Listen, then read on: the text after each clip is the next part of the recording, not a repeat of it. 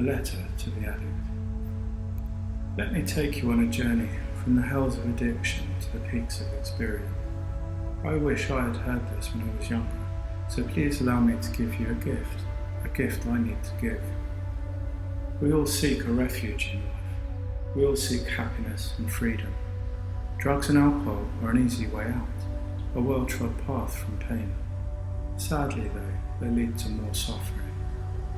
Addiction is like a cave system. You leave the world and go into a warm and inviting room, a cosy pub or party with smiles and happy, jolly people. You like it there and you want to stay. Your social life now becomes a search for this feeling of coziness, security, confidence and smiles. Maybe it didn't start this way for you. Maybe it was a desperate search to end pain, to quench your thirst for happiness and company. You might even be managing to hide or live with your addiction. However it starts, it goes to the same places, as rivers start from different springs but all end up in the ocean. Gradually, you start moving further in through a succession of caves, darker environments, with more tortured characters inhabiting them. It may be that the use of your chosen poison is having an effect on you, in your life. It may be that people are starting to notice. You don't care, you're wild, cool, free and dangerous.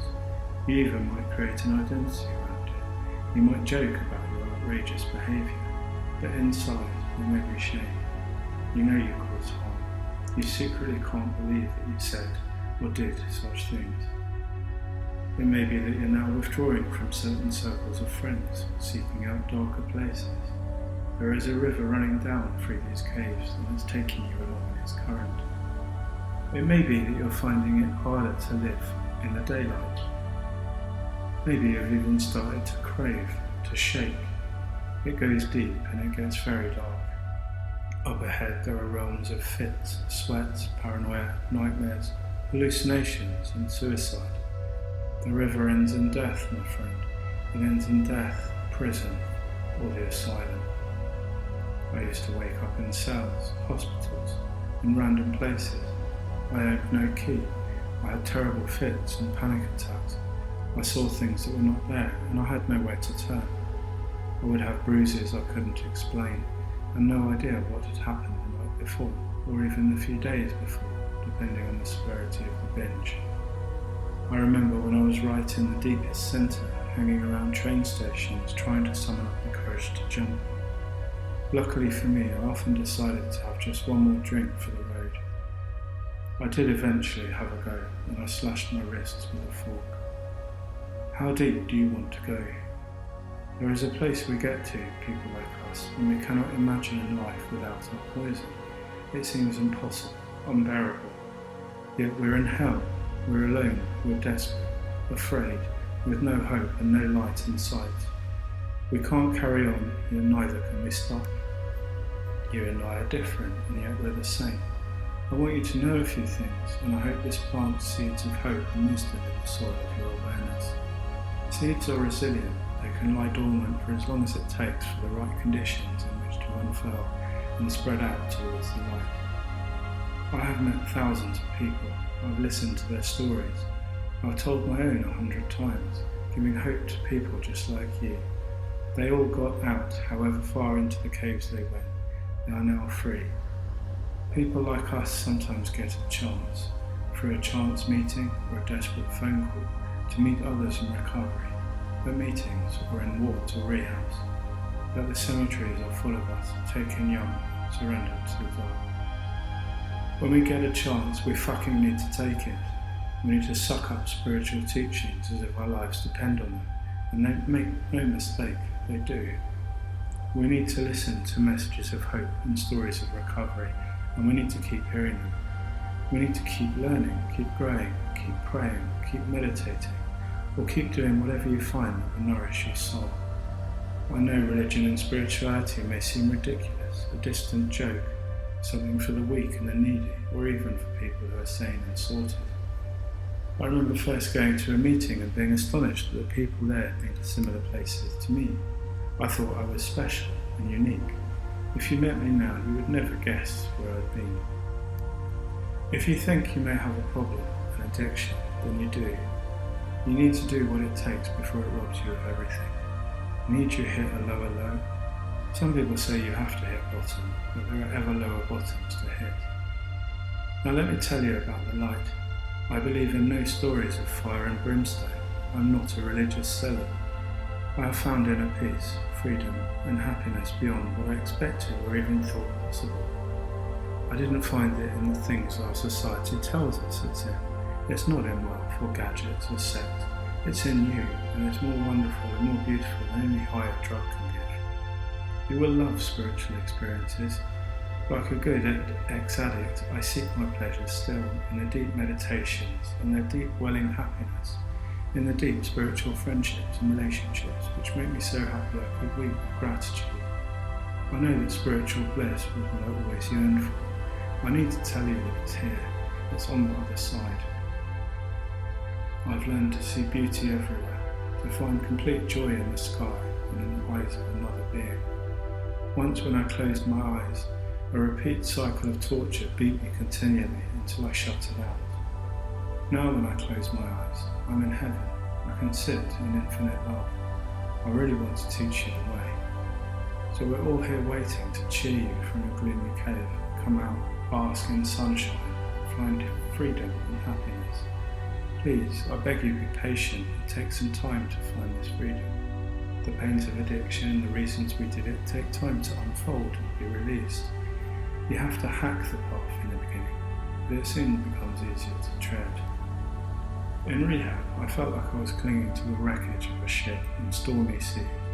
The sky was dark and it was weary, frightening, and I was ready to let go. I couldn't see then that the storm would pass if I held on, and there was a welcoming port I could come to. I felt like that for quite a while after quitting, but slowly the weather changed, as weather does. I know we all think we are uniquely damaged, special and different, but we're not. We're just full of our own story. So we need to share that story. We need to hear others, learn that we're not alone and that we're not so different. In fact, at some point we learn that our happiness is dependent on helping others and serving something greater than ourselves. We learn that it doesn't matter what others think of us. It only matters that we have a clear and bright heart, the knowing that whatever we may have done, we are doing good now. We learn to hold no resentment or hatred in our heart, as this makes us suffer. We learn to make a mind and a heart so large that hatred has nowhere left to stand. All that bad karma can be purified.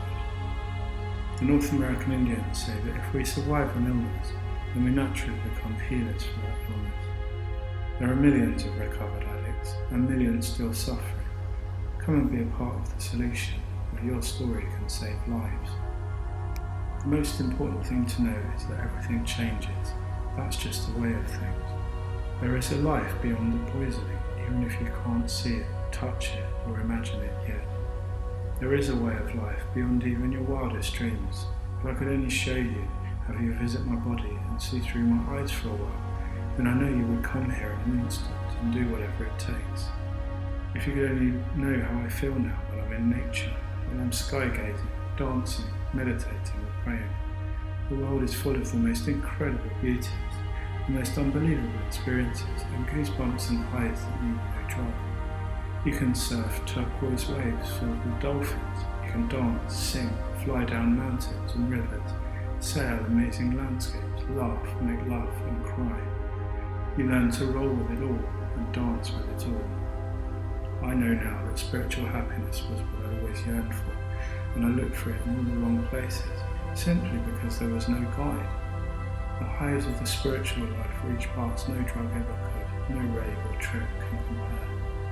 A mind clear and bright, like a beautiful diamond, radiant with all colours. Consciousness so pure and light that it's very difficult for darkness to take hold. A heart that is wide open, holds it all, naturally loving and kind, like a small sun. This is your future, your birthright and your freedom. Would I look back? Would I swap what I have now for a few beers or a rubbish artificial high? Not a chance, and believe me, I do not lie. I do not harm a soul, and I can hold my head up high.